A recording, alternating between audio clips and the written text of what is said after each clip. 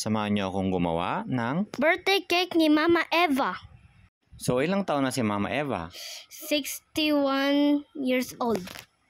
So, ang unang step na gagawin natin is mag-assemble na tayo ng layers ng cake. Pero, this time, naglagay po ako ng styro cake para mas mataas po ng konti yung cake. Kasi, yung aking nagawang cake na chiffon cake is masyadong konti lang or masyadong maliit. Sino palang may gusto ng filling na nilagay sa cake ni Mama Eva? Ako!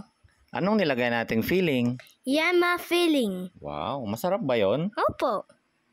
After pala nating nag-assemble, bale ang ginawa natin is nag-crumb coat and then at this moment is nagpa-final coating na po tayo ng icing.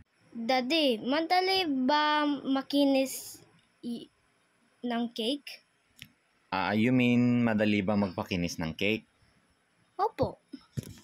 Sa akin, madali na. Pero nung nag-start pa lang akong gumawa ng cake, nung medyo bago-bago pa akong gumawa ng cake, medyo mahirap magpakinis kasi lalo na kung medyo matigas yung kamay mo or medyo stiff pa yung kamay mo sa pagpapakinis ng cake. Bakit? Gusto mo rin bang gumawa ng cake? Opo. Gusto mo rin matutong gumawa ng cake? Opo.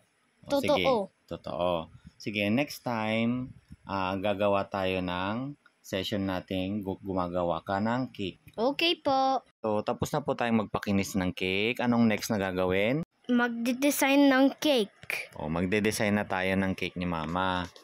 Bale, yung mga nilagay nating mga decorations dyan sa cake ni Mama Eva is yung mga leftover or yung mga past na mga hindi nating mga nagamit na mga flowers and mga toppers na mga hindi nagamit noon. So, parang recycled na lang siya pero hindi naman siya madumi kasi nakasealed po lahat. Tapos na yung cake. Thank you for watching!